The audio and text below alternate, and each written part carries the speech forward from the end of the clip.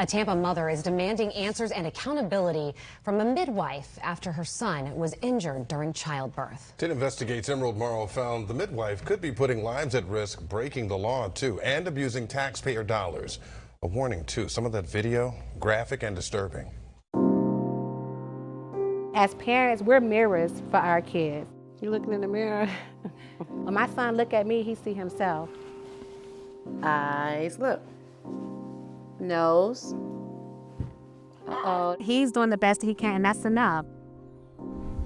For Victoria Vassar, Okay, then you have to start getting ready. having her first child Dylan has a good collection of shoes.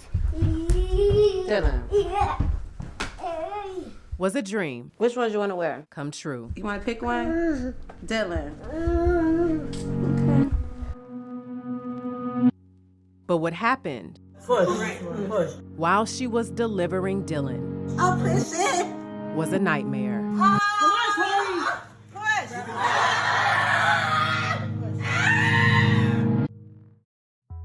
It was 2021, amid a raging pandemic. Hospital restrictions limited visitors during childbirth. Vassar was also startled by national statistics that showed Black women have the highest rate of maternal mortality, nearly 3 times that of white women. So she opted for a home birth with midwife Cicely Hour. Documents show she owns Childbirth Options LLC and Birth God's Way, Inc. in Pasco County. You hear so many things about Black women in childbirth and all the difficulties that Black women face. I thought in that moment, if I got someone, someone that was like me, that I'll have someone that can be an advocate for me and someone that will have my back. But records suggest that did not happen.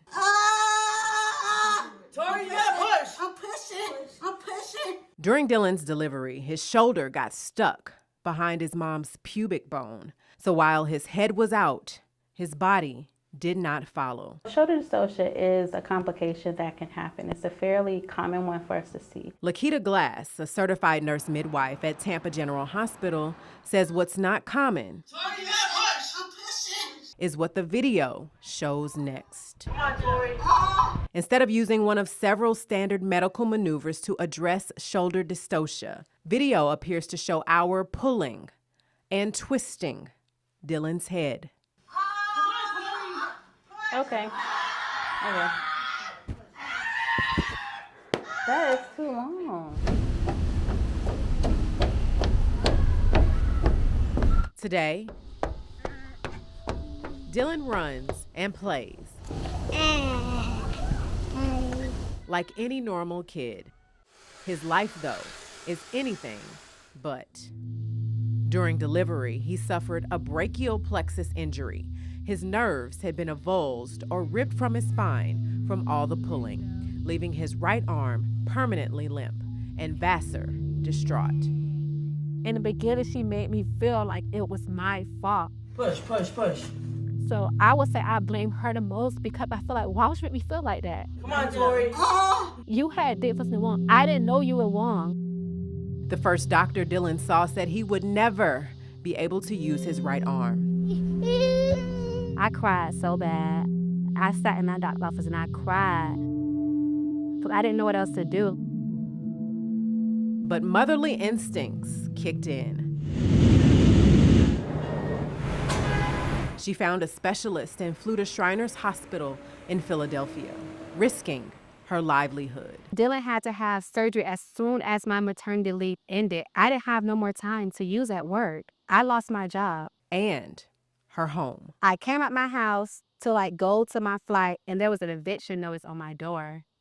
And it was like, I have to go. And after Dylan's 10-hour procedure, a new load to carry. After a surgeon who saw the video suggested a lawsuit. I always start with medical records. Tampa attorney Olivia Cronenberg took Vassar's case, and what the records revealed was astonishing. Florida patients, Florida pregnant people deserve better. Midwives must renew their licenses through the Florida Department of Health every 2 years, and DOH says midwives are required to carry professional liability insurance coverage.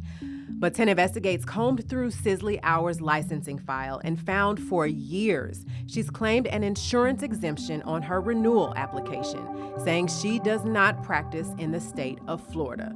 This includes the year she delivered Dylan and many others posted on a now-deleted social media account for her company, claiming this exemption absolves Hour from state insurance requirements, meaning that in February, when an arbitrator awarded Vassar $12.2 million after Hour never showed up for hearings, Vassar couldn't collect a dime. And honestly, I don't know if I ever will collect anything from the judgment because she doesn't have insurance. In this June email, Hour told Vassar, "I never fought back with the attorney because I know you deserve something for his injury and that my insurance was active, but because I didn't pay, unfortunately, they stopped coverage." That's all while accepting Medicaid. I think that this is a matter that should be referred for Medicaid fraud investigation because this is a provider that is accepting Medicaid patients,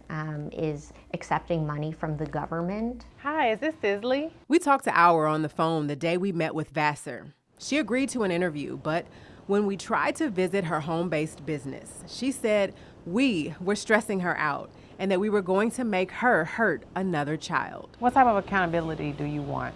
Financially, I want her to be held accountable. I feel as though the state should have some type of accountability, being that they renew her license every year. I've been trying to reach someone at ACA regarding a story that I'm working on about a particular midwife in our area. But getting answers from the state has been tough. 10 Investigates found the Agency for Healthcare Administration fined Hour $33,000 in 2015 for running an unlicensed birth center. It's unclear how she's still able to operate. We've asked 9 times since August if she ever paid those fines and what consequences she faces if she hasn't. We still don't have an answer. We do know Vassar's attorney has filed a complaint with the Florida Department of Health. There were so many red flags. Vassar says someone has reached out to investigate. My hope coming out of a Department of Health investigation is that her license really be considered for revocation. I think that the brazenness with which she disregarded the legal system, the disrespect to her patients of not even having the decency to carry basic low-level coverage, that would be my hope. Hope. Can we get dressed? It keeps Vassar strong as she navigates life. Giraffe, there you go. After delivering Cheese. Dylan. Cheese. Emerald Morrow, 10 Investigates.